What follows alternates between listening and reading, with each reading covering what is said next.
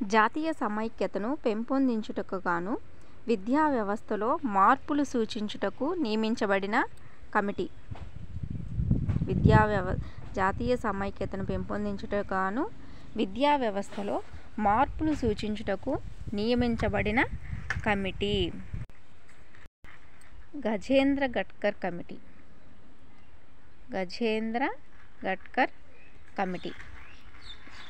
Next, మానవ వనరులు ఒక ధనాత్మకమైనది, అమూల్యమైనది జాతీయ వనరని దాన్ని జాగరూకతతో చాలా సున్నితంగా మార్పుకు అనుగుణమైనదిగా పోషించి అభివృద్ధి చేయవలెనని చెప్పినది.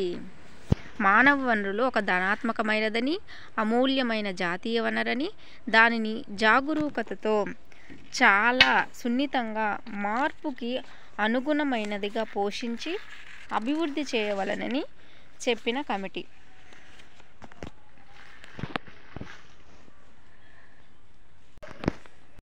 జాతీయ విద్యా విధానం 1986.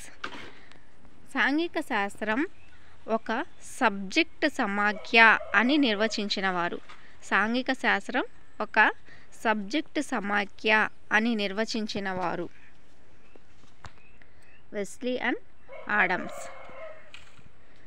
బోధన కోసం ఒక సూక్ష్మం చేసిన సామాజిక శాస్త్రాలే సాంఘిక శాస్త్రం అని నిర్వచించిన వారు. బోధన కోసం సూక్ష్మం చేసిన సామాజిక శాస్త్రాలే సాంఘిక శాస్త్రం అని నిర్వచించిన వారు Wesley and Wronski. Wesley and Wronski. Next, చరిత్ర, భూగోళం, అర్థశాస్త్రం, పౌరశాస్త్రం మొదలైనవి సాంప్రదాయకంగా తెలిపే శాస్త్రమే సాంఘిక శాస్త్రం అని నిర్వచించిన వారు. చరిత్ర, భూగోళం, అర్థశాస్త్రం, పౌరశాస్త్రం మొదలైనవి సాంప్రదాయకంగా తెలిపే శాస్త్రమే సాంఘిక శాస్త్రం అని నిర్వచించిన వారు సెకండరీ విద్యా కమిషన్.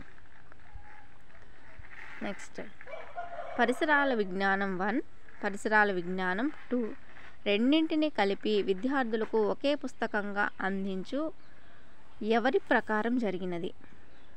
పరిసరాల విజ్ఞానం 1, 2 రెండింటినీ కలిపి విద్యార్థులకు ఒకే పుస్తకంగా అందించాలి అని ఎవరి ప్రకారం జరిగినది. NCF 2005. ఈ రెండింటిని విడివిడిగా బోధించాలి అని చెప్పింది మాత్రం ఈశ్వర్భాయ్ పటేల్ కమిటీ. రెండింటిని కలిపి విద్యార్థులకు ఒకే పుస్తకంగా అందించాలి అని చెప్పింది NCF 2005. సాంఘిక శాస్త్ర పరిధి ప్రపంచమంతా విశాలమైనది, మానవ జాతి చరిత్రలాగా సుదీర్ఘమైనది. సాంఘిక శాస్త్ర పరిధి ప్రపంచమంతా విశాలమైనది, మానవ జాతి చరిత్రలాగా సుదీర్ఘమైనది అని చెప్పిన వ్యక్తి నికోలస్ రైట్. Nicholas right. చారిత్రక, భౌగోళిక, సాంఘిక విషయముల సంబంధముల అధ్యయనమే సాంఘిక శాస్త్రం. చారిత్రక, భౌగోళిక, సాంఘిక విషయముల సంబంధముల అధ్యయనమే సాంఘిక శాస్త్రం. జేమ్స్ హామింగ్స్. జేమ్స్ హామింగ్స్. నెక్స్ట్, ఈ క్రింది వానిలో సామాజిక శాస్త్రంకి చెందనిది. కరెక్ట్ ఆన్సర్ వచ్చేసి ఇది విద్యార్థులకు, బాలబాలికలకు తోడ్పడును అనేది చెందనటువంటి అంశం. నెక్స్ట్ వచ్చేసి, ఒక వ్యక్తి గణితంలో దిట్ట కావచ్చు, భౌతిక శాస్త్రంలో గొప్పవచ్చు, రసాయన శాస్త్రంలో పండితుడు కావచ్చు, కానీ నలుగురితో ఎలా ప్రవర్తించాలో తెలియడం ఒక కళ. ఒక కళను నేర్పేదే సాంఘిక శాస్త్రం అని అన్నవారు ఎంపి ముఫట్. ఎంపి ముఫట్. నెక్స్ట్, సాంఘిక శాస్త్రం అంటే భూగోళం, చరిత్ర, అర్థశాస్త్రం, పౌరశాస్త్రంల కలయిక. ఒకవేళ వీటిని వేరుగా బోధించినట్లయితే అసంగతమైన చిత్తు సమాచారాన్ని ఇస్తుంది, కానీ ఎలాంటి అంతర్దృష్టిని మాత్రం కలిగించదు. సాంఘిక శాస్త్రం అంటే భూగోళం, చరిత్ర, అర్థశాస్త్రం, పౌరశాస్త్రంల కలయిక. ఒకవేళ వీటిని వేరుగా బోధించినట్లయితే అసంగతమైన చిత్తు సమాచారాన్ని ఇస్తుంది, కానీ ఎలాంటి అంతర్దృష్టిని మాత్రం కలిగించవు. రైట్ ఆన్సర్ వచ్చేసి ఆప్షన్ 3 సెకండరీ కమిషన్. నెక్స్ట్ పాఠశాల అనేది సూక్ష్మ రూప భారతదేశం అని అన్నది ఎవరంటే గాంధీ గారు. నెక్స్ట్ విద్యార్థి జ్ఞాన సముపార్జన కుటుంబం నుంచి మొదలై విశ్వజనీనమైన అంశాలను స్పృశించాలని తెలిపినది. విద్యార్థి జ్ఞాన సముపార్జన కుటుంబం నుంచి మొదలై విశ్వజనీనమైన అంశాలను స్పృశించాలని తెలిపినది ఎవరు అంటే కొఠారి కమిషన్.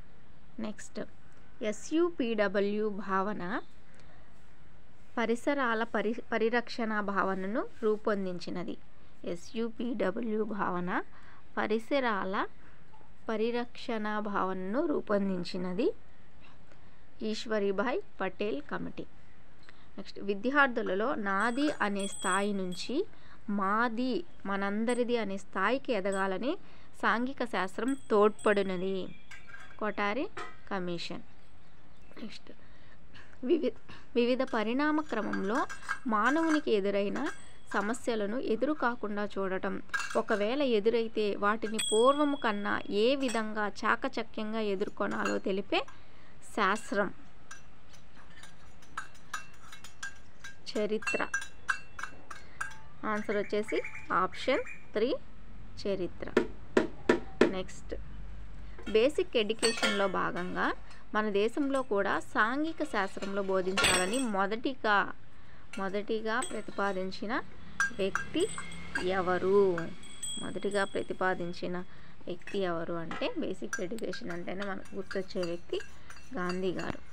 నెక్స్ట్ NCF 2005 ఎవరి సూచనల ఆధారంగా బోధనలో స్థాయిల వారీగా వర్గీకరణ చేసి బోధించాలని సూచించింది. ఎవరి సూచనల ఆధారంగా అంటే ఆన్సర్ వచ్చేసి option 3 Yashpal committee.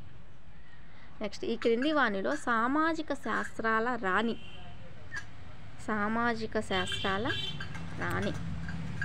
Economics. Next ఈ క్రింది వానిలో చరిత్రకు సంబంధించి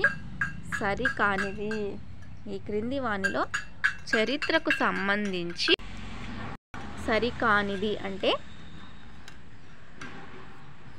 ఆప్షన్ 2 హిస్టోరియా అనగా నగర రాజ్యం అని ఉంది. సో ఇది రాంగ్ ఆన్సర్ అన్నమాట. హిస్టోరియా అనే దానికి అర్థం నగర రాజ్యం కాదు. సో సరికానిది అన్నాడు కాబట్టి హిస్టోరియా రాంగ్ ఆన్సర్ అన్నమాట. హిస్టోరియా అంటే అసలు అర్థం ఏంటి అంటే నూతన విషయాలను పరిశోధన అలాగే అన్వేషణ చేయడం. నూతన విషయాల పరిశోధన అన్వేషణ చేయడం కరెక్ట్ ఆన్సర్ అన్నమాట. నగర రాజ్యం అనేది రాంగ్ ఆన్సర్. నెక్స్ట్ ఇదన్నమాట ప్రాక్టీస్ బిట్స్. సో ఇప్పుడు నిర్వచనాలు ఏంటో చూద్దాం.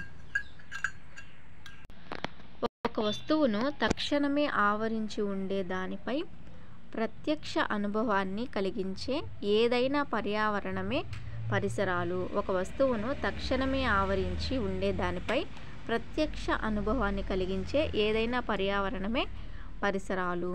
గిస్బర్ట్. నెక్స్ట్ పిండోత్పత్తి నుంచి మరణం వరకు కొనసాగే ఉత్ప్రేరకమే పరికరాలు. ఉత్ప్రేరకమే పరిసరాలు. Boring, long field and weld.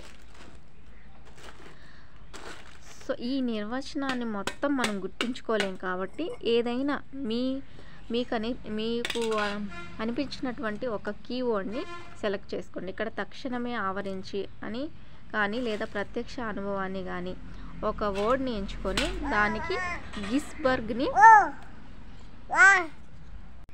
So తక్షణమే ఆవరించి